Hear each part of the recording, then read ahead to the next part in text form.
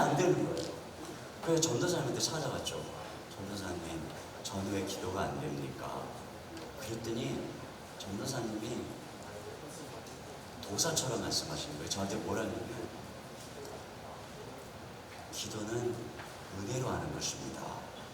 그래서 제가 그러면 어떻게 은혜를 받습니까? 그랬더니 이미 은혜가 임하고 있습니다. 근데도 기도는 안 돼요. 그때 제가 먼저 말씀드렸죠. 기도를 간 거예요. 하늘상 기도. 자매들이 간다고 하길래 따라갔어요. 그래서 제가 거기 가가지고 아버지 그랬는데 입이 열렸어요. 입에서 기도가 나요. 3박 4일 아버지를 만나니까 할 말이 얼마나 많아. 내 인생에 하나님의 아버지가 계셨고 내가 아들이라는 걸 깨닫구나.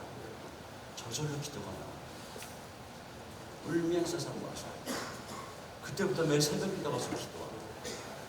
기도가요, 성령님이 이처럼 내 입을 열어주시는 거예요. 그럼 기도가 나오는 거예요. 그러니까 성령이 기도를 가르쳐 주시는데, 기도를 성령께서 가르쳐 주시는데, 성령은 어느 곳에 역사하고 함께 하시는, 기도하는 곳에 역사하세요. 우리 교회 어느 장로님이 기도가 고민인 거예요. 그리고 우리 남자들 제자훈련 시키다 보면 순서로 기도를 시키면 어느 날 총무님이 와가지고 기도 순번을 정해달래요. 정해줬죠. 그랬더니 오늘 누가 기도하실 차례입니까? 아, 네, 집사님. 그러면 부시럭거려. 기도문을 쓴 거야. 읽는 거예요.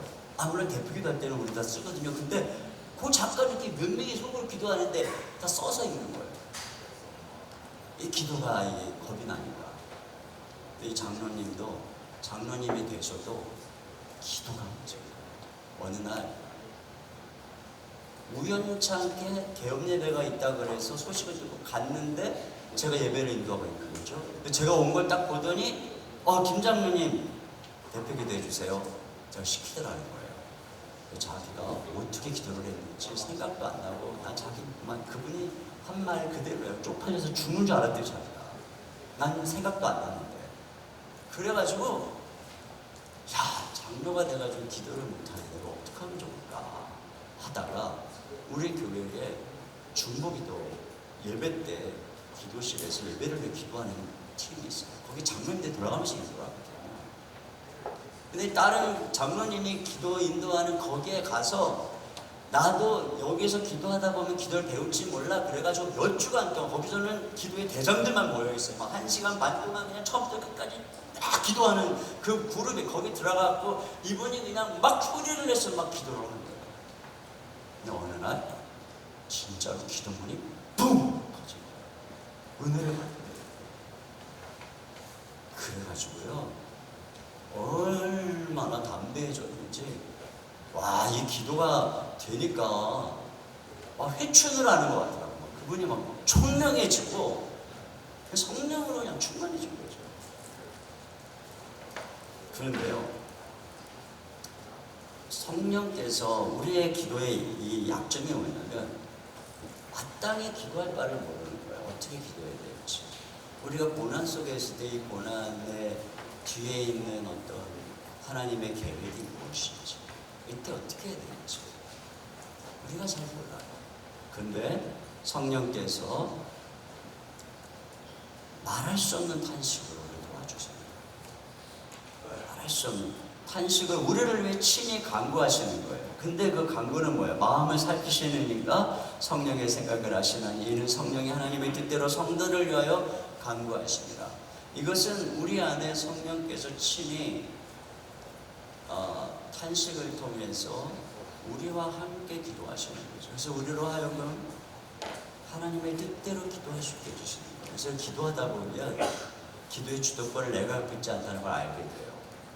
기도를 정말 깊이 하다 보면 내가 전혀 기도하지 않으려고 생각했던 것들을 기도하게 돼요.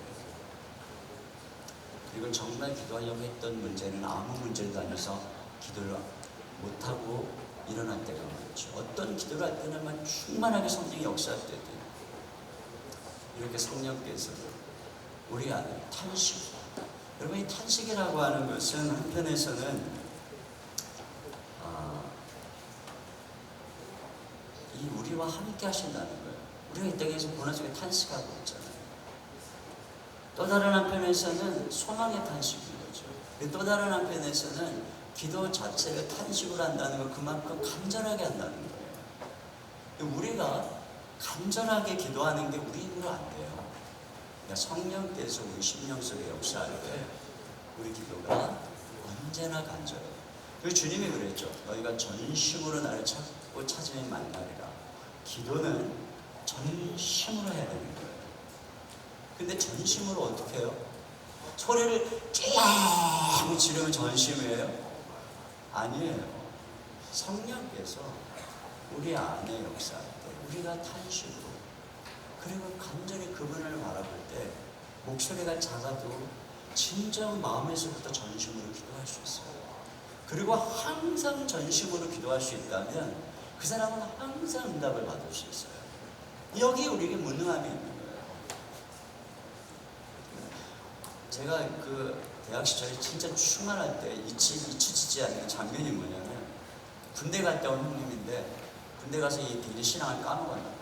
같이 이제 기도를 하는데 교회에서 저는 너무 이제 은혜로 충만하니까 눈만 감아도 눈물이 나고 주님 생각하고 막 마음을 토해서 기도를 하는데 옆에서 형님이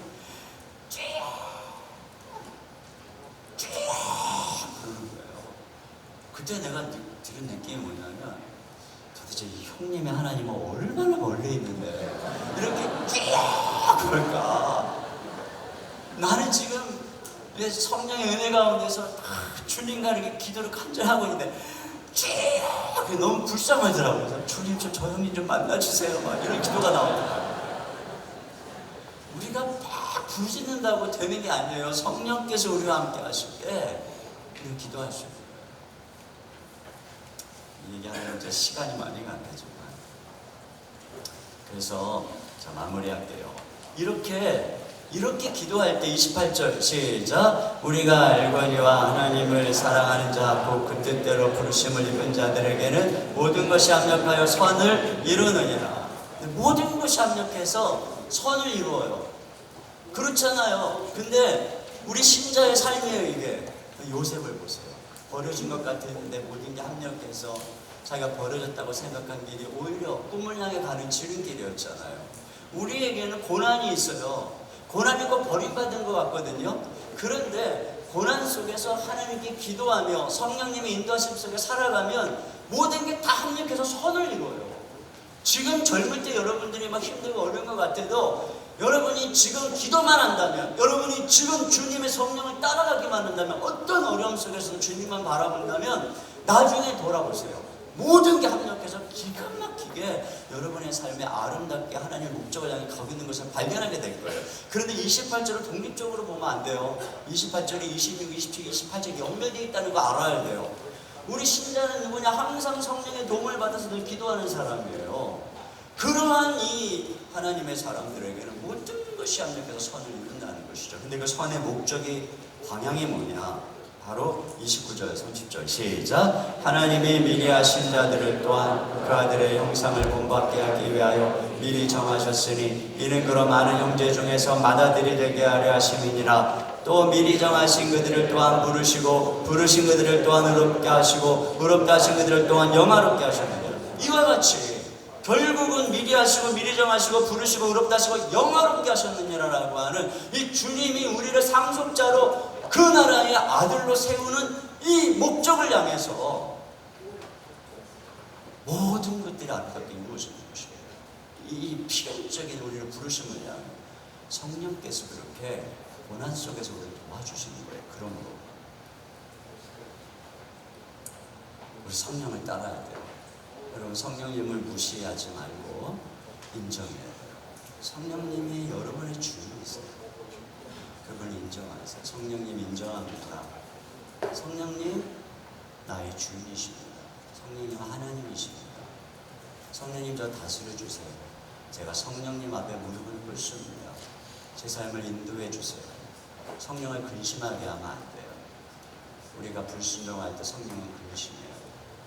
자꾸 성령을 근심시키죠. 성령의 감동이 사라져요. 성령을 소멸하지 말라고 그러잖아요. 성령이 떠나진 않아요. 그러나 그분의 감동과 은사가 소멸되는 것입니다. 그러면 계셔도 안 계신 것처럼 느껴지게 되고, 그러면 우리는 곧 육신의 지배를 받아서 죄악 가운데 떨어지게 되어 있어요. 근심시키면 안 돼요. 날마다 사모해야 합니다. 일어나면 사모해야 됩니다. 저는 눈 딱 뜨면 성령님 오늘도 저와 함께 해주시는 주, 저의 호흡이 되시고 성령님 제 눈을 여셔서 주의 법에 귀한 것을 보게 해주시고 예수님의 영광을 보게 해주세요. 순간순간 성령님을 우리 1호삼 하루에 3번씩 주의 나라가 임하소서. 어느 곳에 주의 나라가 임합니까? 성령이 임하는 곳에 주의 나라가 임하는 곳입니다. 성령으로 말미암아 말씀이 선포되고 말씀이 가르쳐지고 치유가 일어나는 곳에 주의 나라의 통치가 임하는 것입니다. 내가 성령님과 날마다 동행할 때 내 안에 주의 나라가 현재적으로 임하고 경험하게 되는 것입니다. 그러니까 성령의 능력이 중요한 것입니다. 그런 면에서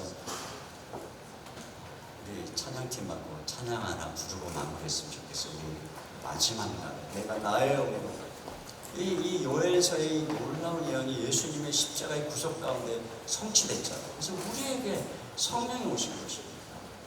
이 찬양 같이 부르고 같이 한번 잠깐 기도하고 오늘 마무리